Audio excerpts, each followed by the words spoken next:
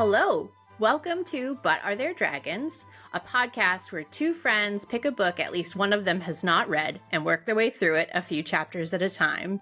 I'm your host, Kritter. And I'm your host, Jessica. And we're kicking off this adventure with The Hobbit by J.R.R. Tolkien, with me as the resident Lord of the Rings veteran. And me as the Tolkien first-timer.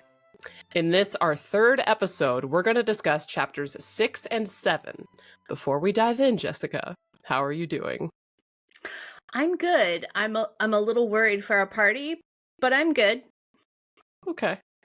Yeah, I mean, given the chapter title, that's a fair thing to be concerned with. So, moving straight into chapter 6, out of the frying pan into the fire.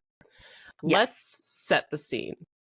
Bilbo had escaped the goblins, but he did not know where he was. He had lost hood, cloak, food, pony, his buttons, and his friends. In no particular order, I assume. He realized that he'd made it to the right side of the mountains at least, so that was something, but then he couldn't shake the nagging feeling that he needed to go back into the mountain to look for his friends. He decides going back is his duty, though he's feeling pretty miserable about it. Jessica, would you have gone back into the mountains after they'd stolen your buttons from you? Why do you got to put it like that, Kritter? I mean, it's just, I just tell it like it is. I think that I would like to believe that I would, I would like to believe that I would go back in, but I can tell you that when I got through that part and when he realized his party really was on the other side, the huge sigh of relief I gave as the reader. Yeah. I was very relieved on his behalf because I would have struggled to go back in after all of that. Yeah, the mountains were pretty terrible. I feel like any time in life, like I've had something that I've really, truly struggled with, the way that I cope for the most part is reminding myself that it will end. Like it's one of those this too shall pass mentalities. Yes. And the fact that it passed and then he's like, oh, I gotta go back. That I felt his pain. Definitely. But I too I think I would have gone back. So thankfully, he didn't have to go back into the mountain because he luckily overheard the dwarves debating about whether they had to go back for him. This conversation would have made me mad if I was Bilbo. How did you feel about it? I felt like if anything, it was a little validating for Bilbo that they weren't really interested in going back in either, although to be fair, Bilbo's crisis of conscience was internal, and theirs is out loud and in very typical dwarven fashion, much more grumbly. In that, again, as the reader, I can be a little bit more lenient, right? A little bit more forgiving, and it's them being them. But I can absolutely understand why somebody would be offended listening to that, going, I'm not worth saving? Come on. Well, sure. The quote that I wrote down was, I think Thorin or somebody saying, and I'm going to do my best Thorin here, he's been more troubled than you so far. Like, rude, but kind of true. Basically, they said, essentially, if it means going back into the tunnels, then drat him. That would make me, I would be mad. I would be like, F you guys. But he seemed less mad about it. I don't know. He surprises them all by sneaking in with the help of the ring. And all of a sudden, his reputation goes up a very great deal.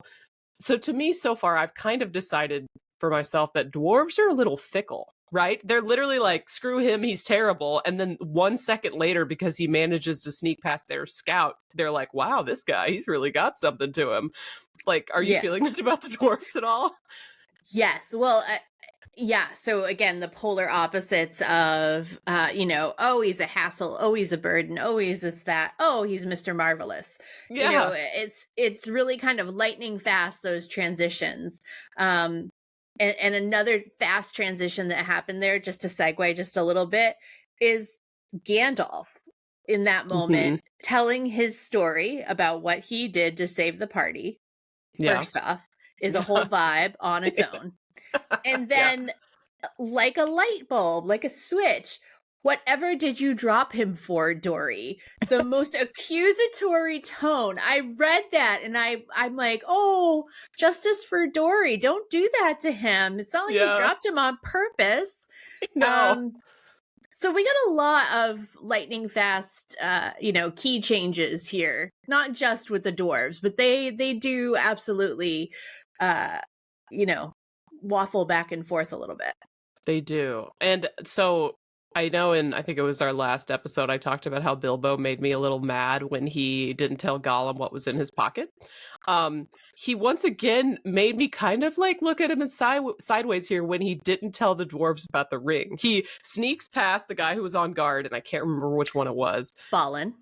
He sneaks past Balin, and Balin is just like really perplexed by it. But of course he plays it off like, oh, just a little bit of sneaking. When in fact he was literally invisible. To me, I'm just like, this is your party. I don't know about keeping it secret. Like, do you think he did the right thing? Oh, I don't know if he did the right thing. I also am already wondering if he's keeping it from the party because the ring is encouraging him to not tell the party. Oh, so once inside we got baseball, okay. like once we got to a point where the ring had a point of view, I was like, if it's mischievous, and subversive, what is it doing to his mentality, and is it at all contributing to why Bilbo isn't telling his friends, his party at least, about the ring? Keeping it secret, keeping it safe, you might say. Yes, I know that's some foreknowledge, for better or worse, but yeah. I wouldn't be surprised, based on what we've seen in the first 5 chapters, to see those seeds sown this early. Yeah, I think, no, you're right.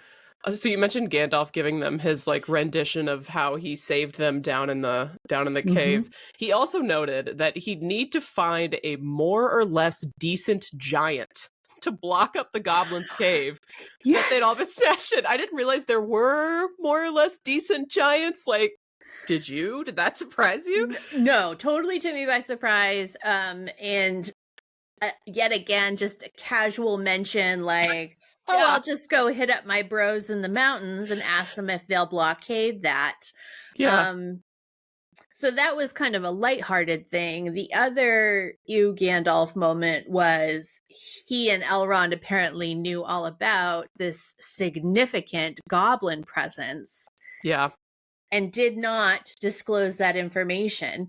And, I guess I just don't know what I would do with a fantasy series where there is communication, is all I'm saying. Like, communication, not in my fantasy. Not in my fantasy books.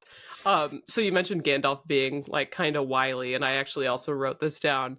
He's telling them they need to get moving before it gets dark, and the goblins come for them. But Bilbo is literally, maybe not literally, starving. A hobbit who hadn't eaten in multiple days. Think of it, right? He brings it up, and Gandalf just says, "Can't help it." Or that was terrible, but unless you want to go back and ask the goblins nicely to let you have your pony back and your luggage. So just like, you get this like, adventurous Gandalf, this accusatory Gandalf, this casual about giants Gandalf, and then you get this like, shut up, we're going Gandalf. I don't know, that just really cracked me up. Yeah. And so I had notes in there. Oh, and the other thing, sorry, still on the Gandalf rant just a little bit. He also knew about the back door.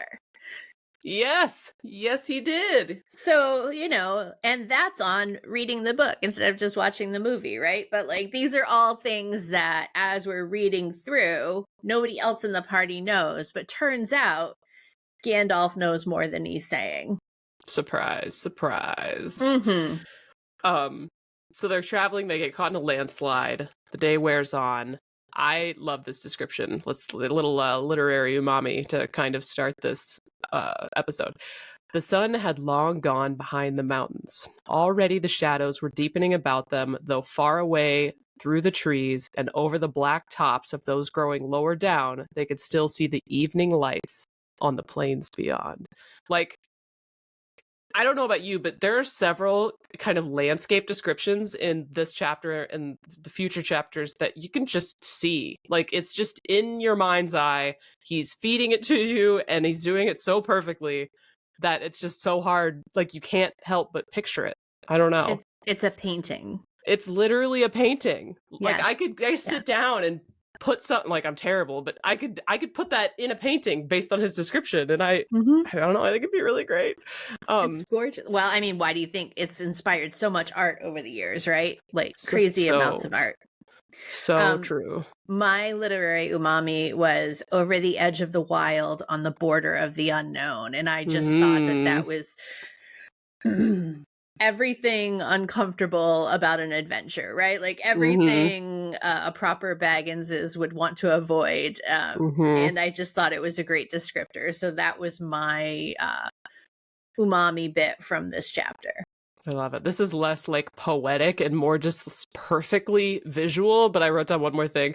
It was so dark that he could only just see Thorin's beard wagging beside him, and so quiet that he could hear the dwarfs breathing like a loud noise. I'm literally like, I'm there in the line walking behind the dwarves, you know, just like Bilbo. See it, and I could just see like this absurd beard swinging back and forth in the twilight. I don't know. It's just Tolkien is slaying with helping me visualize what I'm reading. And I said this before, I really don't often visualize in landscapes necessarily. I just kind of let them wash over me. But this stuff, you can't help it but to see it in your brain, which is great. Do you think that you're getting more visuals from it this time on reread? Do you think you have, you know, as a reader, you've probably grown since middle school? Yes. Right? Oh, yeah. So do you think that probably you're visualizing a bit more or getting a little bit richer detail out of it this time around? I think I am, and I think I do generally on most rereads. You know, whenever I read books for the first time, I inhale them. I'm strictly for the vibes. I just want to feel the emotion. I want to experience what the characters are experiencing, and I want to find out what happens. And so I'm a fast reader for the most part, so I just blaze through them. So if somebody asks me even about like names of some of the sort of main characters, I might be like, LOL, which one was that? You know, was that the princess? Was that whatever? You know, because I just like, I know what happens in the story, but I don't necessarily keep little details in my mind, even what things looked like, even what cities were called, whatever. And so yes, in this reread, I am taking in the landscapes. I'm savoring way more than I did as a kid who was just desperate to find out what happened because I hadn't seen the movies because the movies didn't exist. Yeah. So I was just ready. Awesome. I needed to know. And there's a cliffhanger, or at least one or two cliffhangers in these chapters that I imagine would have literally tortured me back in the day. Yeah. But now I know. They tortured me this time too, actually. So, but it's fine. I will say that is another thing that you and I are very similar on. I had a discussion with Mr. Jessica about that. This is my first time for this podcast. This is my first time not just inhaling a book, literally consuming it as fast as I can outside of whatever else I'm doing at the time. We tried to do a buddy read with a Brandon Sanderson book, and we lasted like 4 chapters because I couldn't, because I was like, you haven't read it. And that's on me, but also I've had conversations with folks like Matt Hatch, who has talked to his daughters about reading other big fantasy works like Wheel of Time, and how taking your time and contemplating what you've read and thinking about what happened in the chapter, you know, gives you a fuller experience. So that's part of what's happening for me right now with this book. Nice. I'm really enjoying it because for me, you know, 2 chapters isn't a serving size. The book is the serving size typically. So trying to do this in a more considered, thoughtful way has been challenging, but really rewarding because I'm getting a lot more out of it for sure. That's awesome. I know when we initially outlined our podcast plans, you had it in much bigger chunks than we landed on, because I was looking at my outlines that I was making and I was like, there is no way we're gonna get this in like even close to an hour if we do the first 4 chapters in one sitting. Like, I have no idea how long it's going to take us to discuss the chapters, so to be fair, no, absolutely, you've never done a podcast before. It was just like, I just kind of like looked at just the chapter titles and I was like, just because I've read it before, this is gonna take a little while, I think, to talk about. But I think we figured it out. and it's Yeah, I think we've amazing. hit our stride, and And it's I'm nice to sure savor. we'll yeah. Yes, I'm very much looking forward to it. So, back on track. Back on track. The landslide was kind of cool. That was not a detail I remember ever seeing before in any of the media, so I thought that was neat. And then we get to the wargs. Mm-hmm. The wargs are terrifying in so many ways, but Yes. they're that much more terrifying that they are intelligent enough to coordinate and partner with goblins and raid nearby villages and think that the dwarves are there as spies for those nearby villages. Like, everything about this interaction with the wargs felt tailor-made to make my skin crawl. Yeah, and Bilbo even mentions too, it's like his ring isn't any help with them because their senses are so keen they could smell him. They would not need to see him in order to catch him, which is like, dang, if you can't even go invisible to get away from these extra smart wolves, like, yikes. It's not a fun time. No. I just wrote terrifying a bunch of times. Terrifying partners with goblins, terrifying going on raids, just terrifying. And then the whole, they have their own language. Gandalf Gandalf listening. The other part about that is the narrator tells us that Gandalf understands and speaks Warg. At no point does it say that Gandalf communicates what he hears the wargs saying to the party. Yeah. So again, that's on communication. Well, it does say, though, that he felt dreadfully afraid. And for a wizard to get that scared, like, that made me get more scared. Because it's like, okay, it's time to take things seriously. And I also wanted to ask, did you enjoy the alleged fact that Bilbo apparently coined the proverb out of the frying pan and into the fire, except at the time he said, escaping goblins to be caught by wolves? So yes, I did. My first bullet was, I love the chapter title. That's our relatable king hitting home again. Absolutely loved it. And I think that it's kind of like the golf story in the beginning chapter, right? Like, it's just another way to kind of root the story in our world. And I thought it was precious. I thought it was adorable. Yeah. So, okay, everyone scrambles up the tree except for Bilbo because he's too small. Dory climbs down to help him get up there at great risk to himself, and the narrator takes the time to assure us that Dory was really a decent fellow in spite of his rumbling. So we're over a third of the way through the book. How are you getting along with the narrator at this point? Because we do get these little, like, just comments from him that are completely unnecessary, but they add color at least. I have a couple thoughts about the narrator. Please. Coming up. I want to say them when they're timely, because I'm trying to look through. In this moment, that wasn't an issue. I don't really take issue with the narrator at all. But I feel like the narrator's tone changes just as easily as the dwarves and Gandalf's. The narrator is can be quite uppity and know-it-all, but also, to your point, conspiratorial, or now don't misunderstand, he's a sweet fellow. They're kind of all over the map too. Yeah. So, okay, well then I was just going to say, if you've got like comments about the narrator going forward, just let that be a passive question that we have throughout the recording, because every time he says something, like, he'll just like take you aside and explain something to you. I'm just like, oh, I'm feeling this. Like, this is so funny to me. I don't know, because I don't read a ton of books that do this. So Gandalf got multicolored giant fiery pine cones that he threw at the wargs, which was funny. And all the commotion that caused got the attention of somebody unexpected, the Lord of the Eagles. Did this surprise you? I can't remember if this happened in the movies. Again, I've only seen it like one time. It did not surprise me because it was in the ye old cartoon movie, and also the Yeah, my Gen X is really showing this week. It was in the older cartoon movie, and it was also in the newer Peter Jackson movie. I couldn't The remember. difference is, for me, they intervened of their own accord. You know, he sent his eagles in because the wargs are natural enemies, and what are they up to?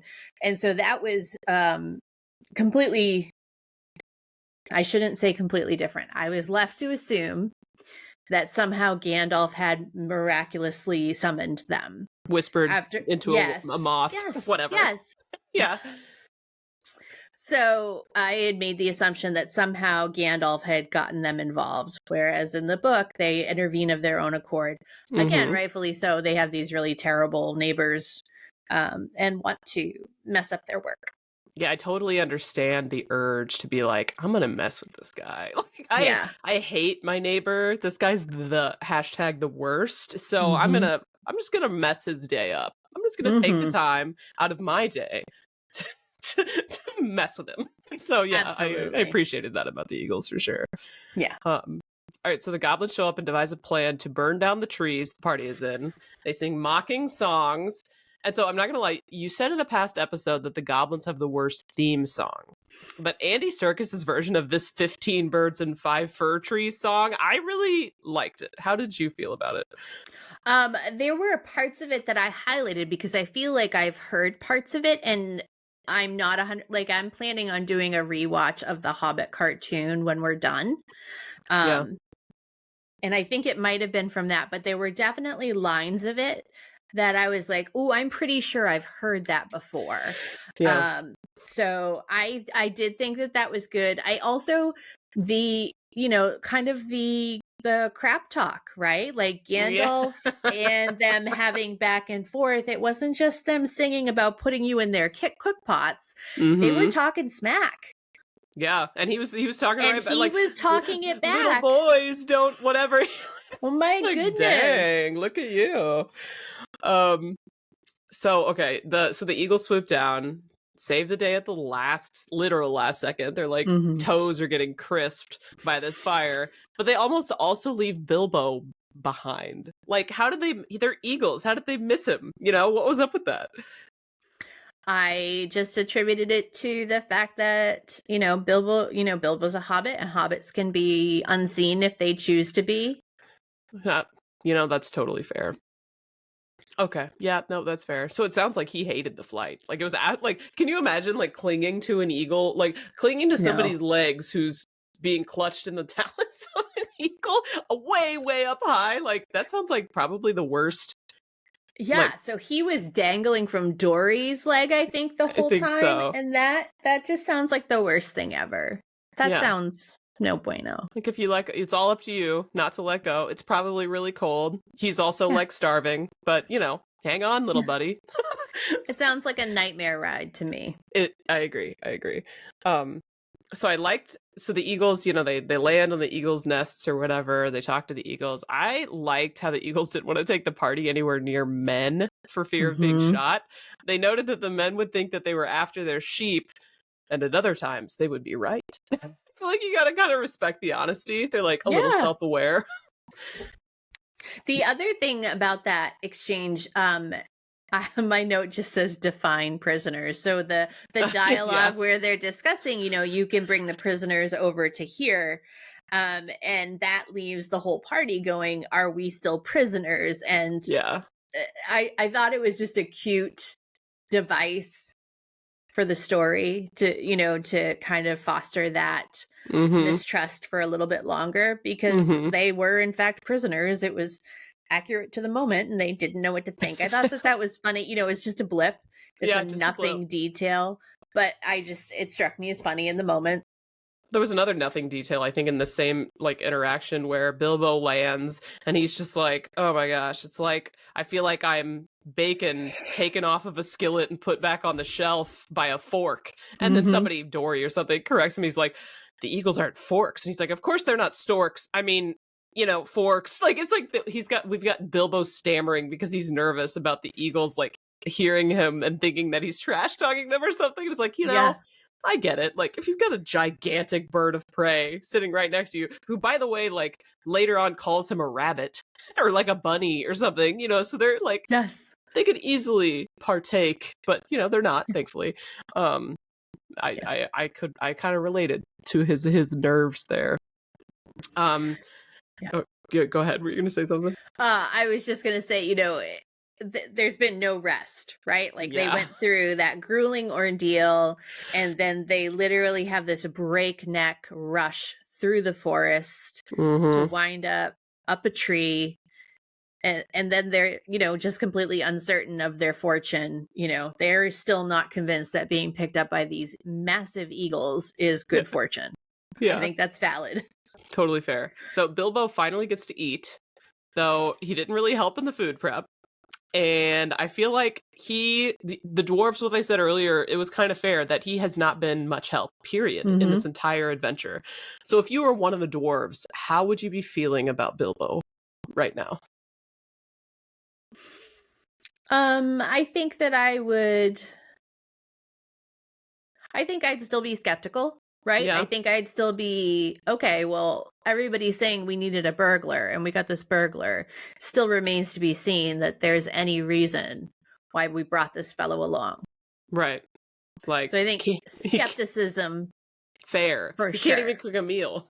It said something like, Bilbo's not even used to cutting meat up. He gets it pre-cut from the butcher. Yes. It's like a prissy little man we've got here, I think. Listen, creature comforts. You know, I get it. Again, I said I would want to be a hobbit. So, like, I get it. But yeah, on such an adventure such as this, maybe he needs to step it up a little bit, is all I'm saying. If I were one of the dwarves, that might be what I was thinking. All right, so this chapter ends with Bilbo curled up for literally the best sleep of his life. He dreams, wandering from room to room in his house, looking for something he could not find nor remember what it looked like. So, once again, incredibly relatable. Any thoughts for the end of chapter 6? So I just went, I've had that stress dream before. Yeah. It's awful. Yes. You wake up so frustrated and disoriented, and what the hell was I looking for? I've been there. Yep. The other thing that I wrote with that is, again, is this the ring? Is the ring giving him stress dreams? Ooh, that's a good question. So, and I don't know that we'll even necessarily ever know that answer, but that was my immediate thought when I got done with the chapter. The note that I took was, is the ring stressing him out in his sleep? That's kind of fascinating. Maybe we'll get more of that in the future. Okay, so that was chapter 6. Did you have anything else? I had one other thing for the end of chapter 6. Let's do it. The narrator made a point of saying, so ended the adventures of the Misty Mountains.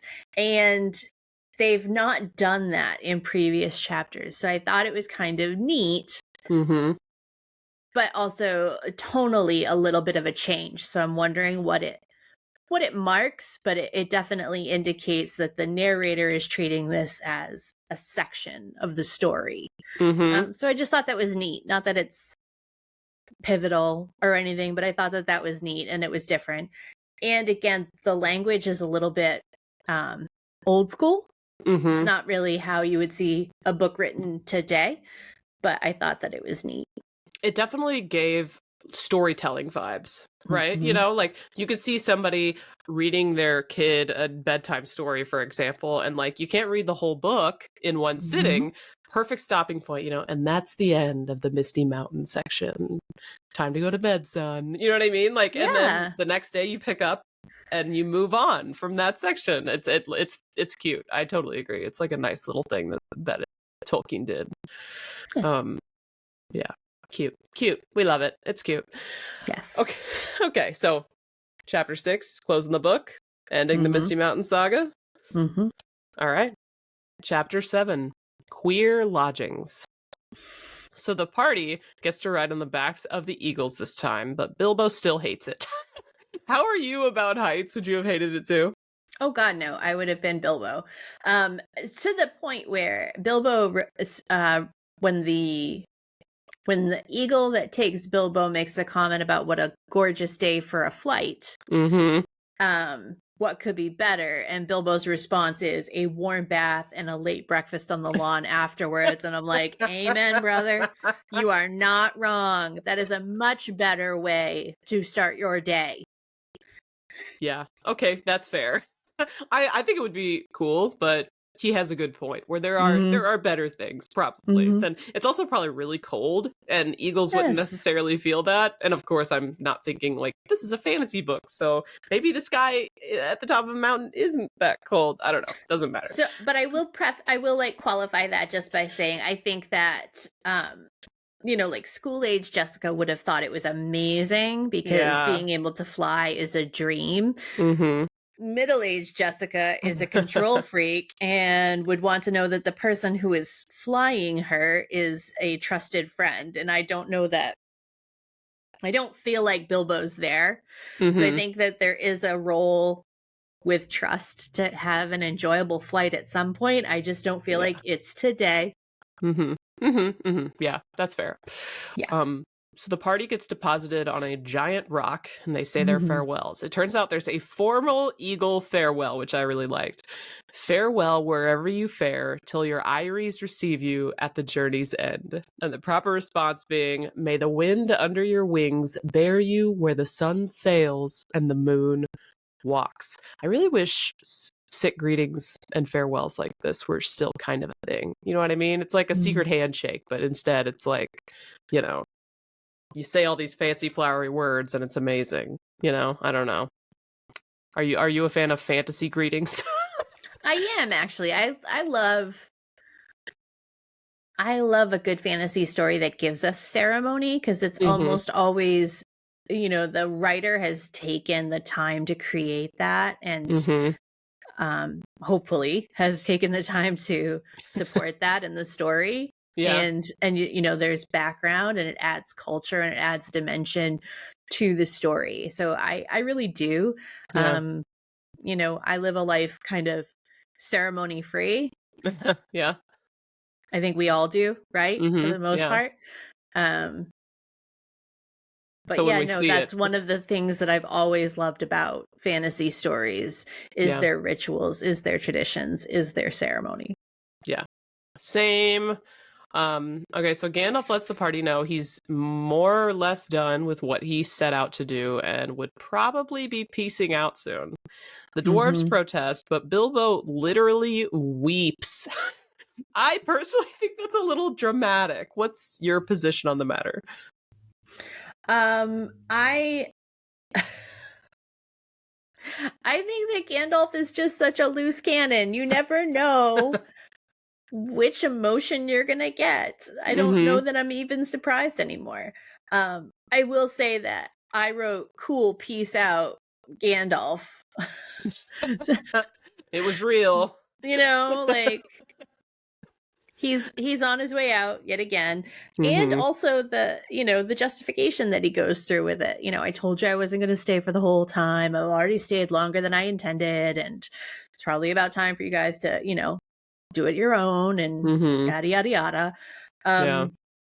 So yeah, I thought that it was kind of neat that I thought that it was kind of funny that he did that, but who knows with him? You just never know what you're going to get. He could leave for a day and then come back. He also mentions having already earned some of the dragon gold because they're like trying to tempt him with the dragon gold to stay.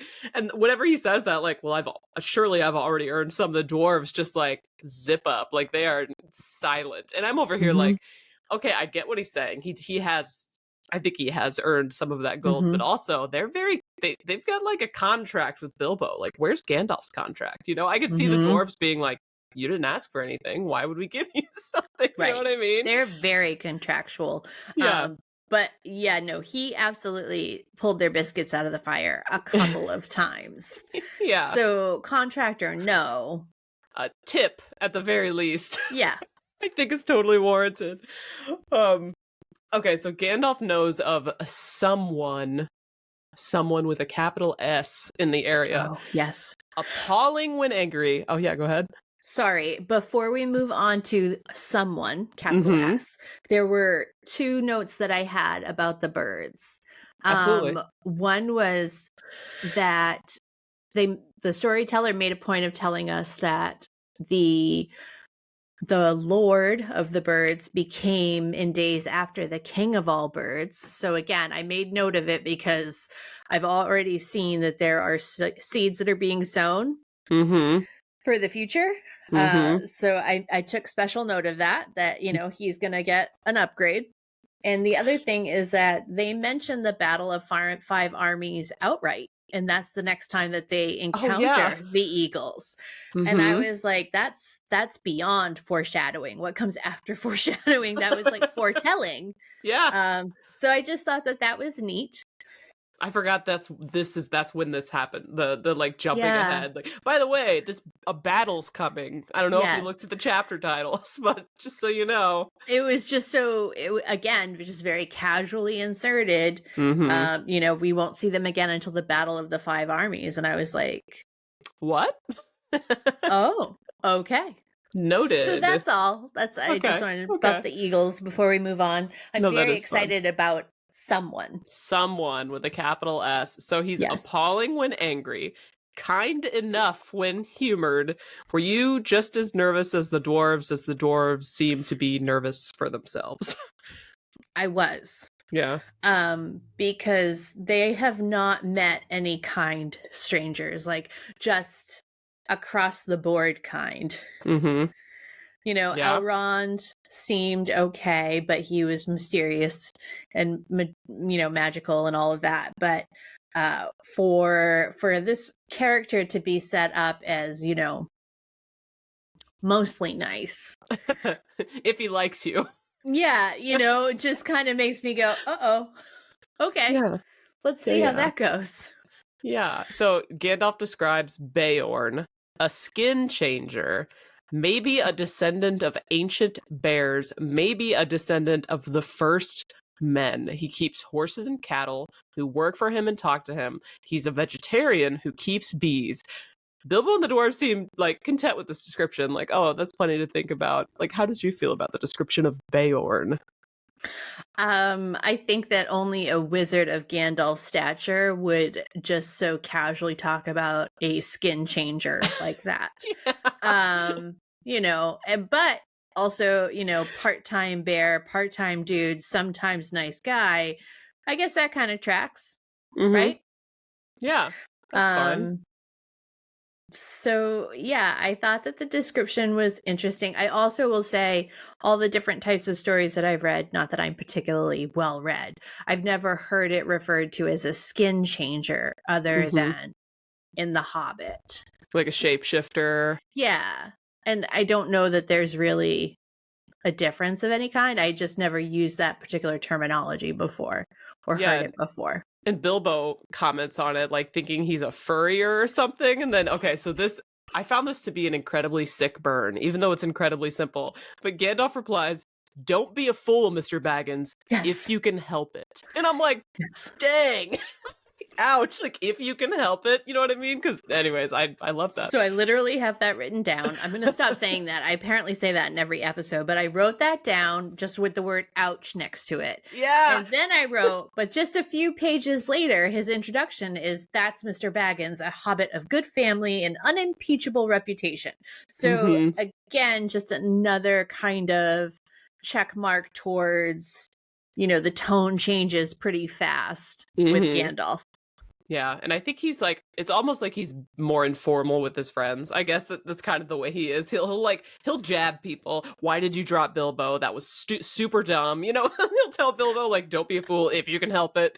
But he's sassy. He's Gandalf sassy. Is sassy. Exactly. He's a fun friend to have, but he'll jab you, whenever you deserve it, which is fair.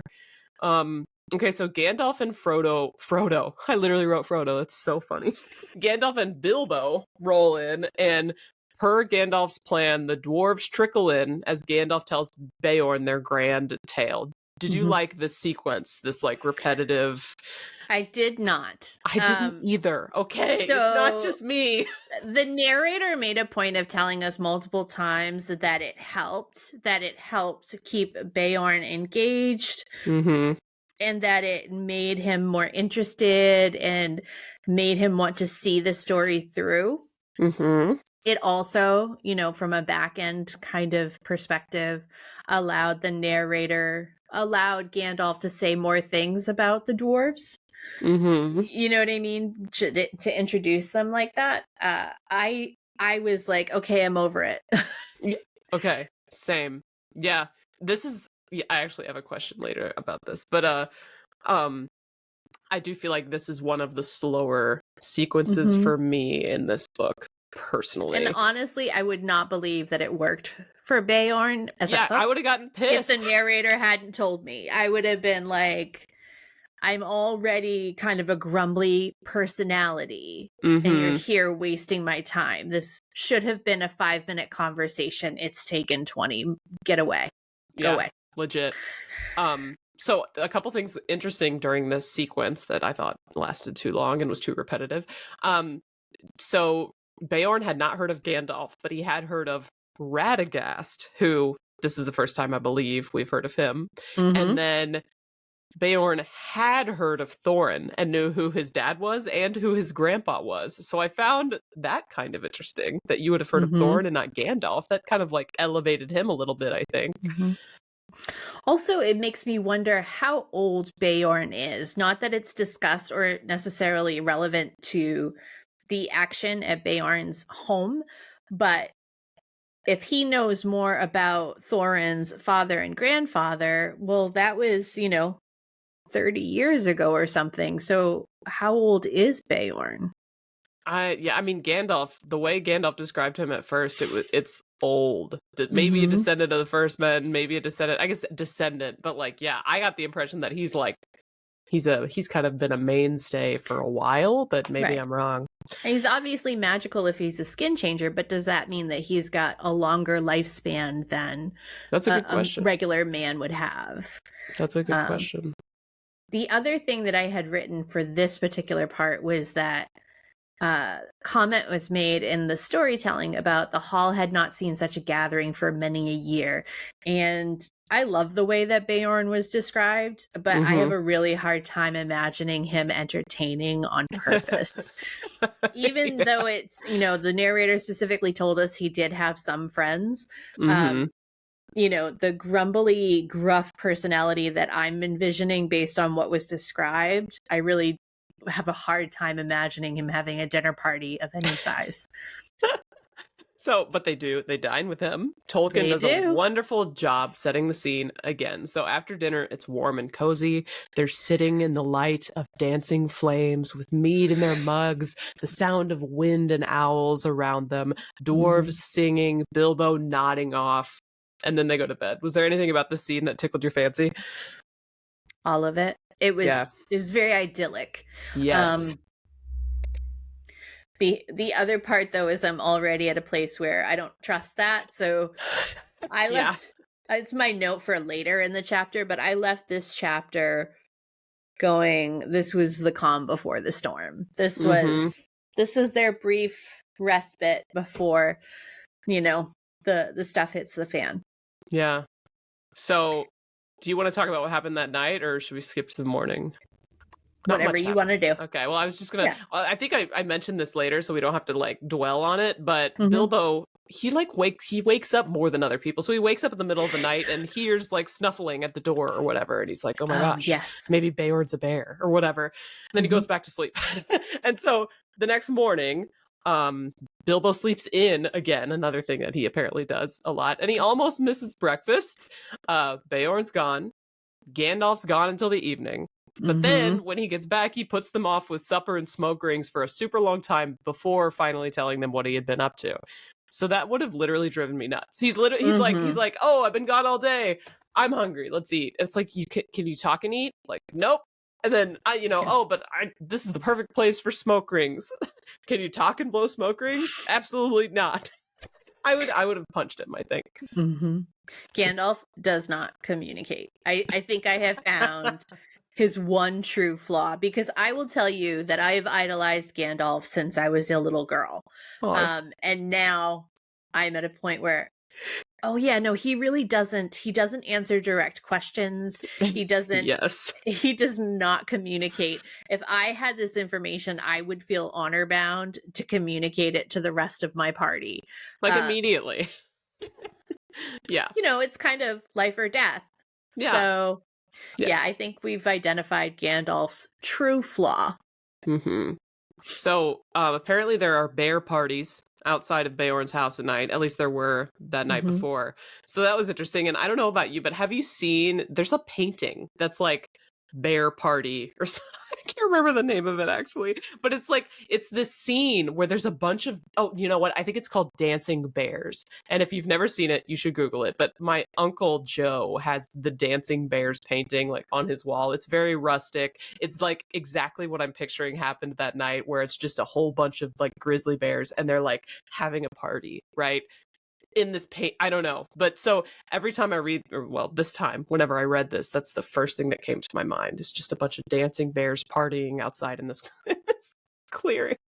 And I know it's not important at all. No, but I was just like, I'm still, even now, looking back, going, I don't understand why there was more than just Beorn outside the door. Yeah. Yeah. But apparently there were a lot of them. They have, they have parties. Turns out. I do wonder if this scene was the inspiration for the Dancing Bears painting. And you know what? After this, I'm going to have to Google it because that's just the thing I'm going to need to know. Yep. I'm going to expect you to text me that. Thank you. I will. All right. So Beorn returns the next morning, joins the ranks of people who have called Bilbo a bunny, because the eagle did too, and pokes him in the waistcoat most disrespectfully. Do you think everyone treats him like this because he's so small? Like, it's almost like they treat him like a child. He's a cinnamon roll. Yeah. Like, he's the Pillsbury Doughboy. Yeah. Like, poked him right in the belly. I feel as though... I feel as though Bilbo hasn't quite gotten to a spot where he takes himself seriously yet, so nobody else is going to either. Yeah. Yeah, that's a good point. That's deep. The world will treat you how you treat yourself. Yeah, and there's been nothing wrong with it, right? Because his life has been in Bag End, and you can be a cinnamon roll when you live in Bag End. But as he's lamented several times, he is not home, and he won't be home for a long time. Yeah. Bilbo the cinnamon roll. All right, so Beorn decides he really likes the party when he confirms that they killed the great goblin. He questioned a goblin and a warg while he was away, and then he put the goblin's head on a spike and he nailed the warg's skin to a tree. So once again, it's feeling not so much like a children's story. Yeah, not that so freaked much. me out. I'm like, you're a part-time animal. You skinned another animal. So the occasional brutality still, like, it's kind of a little jarring. Yeah. And especially after having, like, just a very idyllic... although I will say, the narrator made it clear that, like, right now they're having a quiet moment and everything, but, the party's frustrated. Gandalf, where were you? Where did Beorn go? All, you know what I mean? They're still being true to what you would anticipate folks would react to like that. Yeah. But then, and here's this injection of terror. And by the way, horrible visual. Yeah. Okay. Yeah. On a stake. Yeah. Nailed to a tree. That one okay, whatever. So Beorn loads them up with supplies, gives them the rundown about Mirkwood, loans them ponies for the first leg of the trip, and sends them on their way, though Bilbo notices him trailing them until they let the ponies go at the edge of Mirkwood. So on the way was a nice little bit of literary umami again that I want to read. It went... Still the next morning dawned bright and fair again. There was an autumn-like mist white upon the ground, and the air was chill. But soon the sun rose red in the east, and the mists vanished. And while the shadows were still long, they were off again. Why am I like... That almost gave me goosebumps just now. Like, Tolkien's a genius. He is. And the language can be challenging if you've never read an older work. Not to not to make an unfair comparison, but there are folks who, for example, don't like to read Shakespeare, right? Because the language is not intuitive for them and all of those. And I can see why some readers might not want to read Tolkien because it doesn't feel, it's almost 100 years old. Wow. It doesn't. Yeah. Yeah. I mean, you think about it. He wrote it in late 1929. Wow. We're coming up on 100. We're coming up on 100 years. Like, it's a really, and they spoke differently back then. And being someone who is so educated and literary, such as he absolutely spoke differently than we do. Yeah. So, but I still think that it's worth it. And finding those little nuggets. The one that I have that I love from this chapter is, it kind of it sets the tone for where we're headed. It kind of gives me that dun dun dun feeling inside. Okay. There are no safe paths in this part of the world. Remember, you are over the edge of the wild now and in for all sorts of fun wherever you go. And I just thought that was a little ominomous. On next week's episode. It's kind of what it's giving. Yeah. And then, of course, I've got notes about, Mirkwood is the greatest of the forests of the northern worlds. There's this whole thing that I didn't even take notes on about how if they go this one specific way, they'll be able to, even though it looks like they're going closer to the goblins for a hot second, it's still a better way for them to go because they'll never go in the Mirkwood. I'm like, okay, I would have just taken your word for it, but sure. Like, absolutely. And then, of course, Gandalf really is peacing out, and he's going away for pressing business away in the south, which again tells us nothing. Yeah. Like, why? Like, what? Also, the fact that he had to get the last word in. He's like, goodbye. And then from a distance again, he's like, bye. Don't leave the path. Yeah. So every time somebody wrote, don't leave the path, I was like, obviously they are going to leave the path. Like, yeah. So I didn't notice this while I was reading the audiobooks, but whenever I was doing the outline with my physical copy here, this little tiny green book, I noticed that twice when they say, don't leave the path, don't stray from the path, it's in all caps. It's in a different font even. So it's not written regular either. And so the fact that it's repeated several times and then is also in all caps, I'm just like, no way. Even though I know what happens, I'm over here like, if you, for the first time, are reading this and you don't know that they're going to leave the path after this, you got to pay attention to the font. It's apparently such a sign. Yeah. So, all right. So the end of the chapter goes like this. And of course, you can chime in with anything else you wrote about the chapter. But it says, now began the most dangerous part of all the journey. They each shouldered the heavy pack and the water skin, which was their share, and turned from the light that lay on the lands outside and plunged into the forest. So how are you feeling at this point? Appropriately ominous. I feel as though it's certainly been set up from my perspective to be a daunting trek into the forest. Comments about the packs are going to be too light soon enough. Bilbo, this is mine. Bilbo enters the edge of the forest and feels a sort of watching and waiting feeling. And I read that and I'm like, I just don't feel like we should ignore this dude's intuition. Okay? Yeah. If he feels like the forest is watching him, we should probably pay attention. Right. I mean, he does do things like, I say that he hasn't like really contributed, but he is showing like skills. Like he was the one that noticed Beorn was following them, right? The dwarves didn't. He has better eyesight than them. He's the one that like wakes up in the middle of the night and realizes that the goblins are coming through a hole in the wall, or realizes there's a bear snuffling outside. Like he does have heightened senses, more heightened senses than the dwarves. And so, yeah, whenever he has moments like that, you got to pay attention because he's usually onto something. So I just don't think that I think that some of it is he's not putting himself out there as a full member of the team. But I do think that some of these things, it's just not, other folks aren't seeing it for the contribution that it is.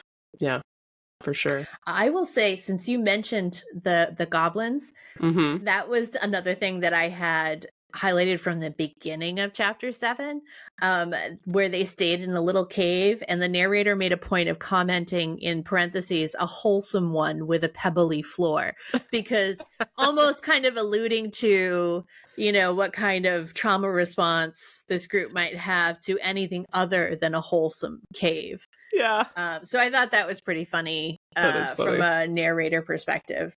And the only other thing from the end of the chapter is south of the lands where they are is the land of the necromancer. So the necromancer got mentioned again. Oh, you know what? I didn't put 2 and 2 together. So you said also that Gandalf had pressing matters to the south, right? To south. I don't know.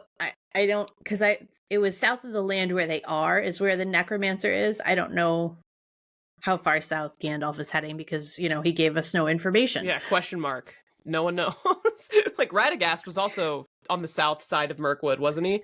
I thought. I think so. I'd have to go back. I mean, I do have my Kindle. I could grab it. It's fine. Yeah. So let's just put it this way. There's a lot of things to the south, and Gandalf is going to one or none of them because he won't give us any information, basically. Yes. Right. So overall feeling for chapter 7, it was great. It was a beautiful, idyllic stop. I love animals. I love horses. Mm-hmm. I loved the imagery of just a very idyllic farm as a spot for a rest for them. Yeah. So I really loved it. But I also, in the same breath, know that it means that the party's in for a time. Yeah. I didn't mention this whenever we were talking about Beorn, but I also really like the visual of this big burly mountain man who's a vegetarian. Mm-hmm. It kind of goes against the stereotype a little bit, but it's kind of funny. That's okay. Yeah. Also, like, I could just note now that Beorn sounds like my type. He's like, this guy, I bet he's hot. Just saying. Yeah. I bet he's an attractive dude. Just based on the description. Okay, so that is chapters 6 and 7. Any final thoughts about these chapters before we wrap up the episode? I thought they were great. I think that the action, I feel like chapter 6 was almost, we're about to hop into it, and then we had a little bit of a break with 7, and I do feel like it's about to be full throttle. Like, I have buckled my seatbelt. It's about to go down. Okay, well, I agree. I think they were 2 good chapters. Are they my favorite in The Hobbit? No, but they're fun and different, which I appreciated. And I kind of forgot that the Eagles were in this, so that's on me. But we got to see them, and that was really fun. Everyone, if you're reading along, read chapters 8 and 9 for next week. That's what we're talking about, and there are some pretty good ones if you're looking ahead. So thank you so much for tuning in to episode 1 of this brand new podcast, But Are There Dragons? Brought to you by your hosts Jessica Sadai and Kritter XD. Don't forget to follow us at But Are There Dragons on YouTube, Instagram, and TikTok, and But Dragons Pod, just 1 T, on X, formerly known as Twitter. You can also find Kritter at Kritter XD, Kritter with a K, on YouTube, TikTok, and X, and at Kritter_XD on Instagram.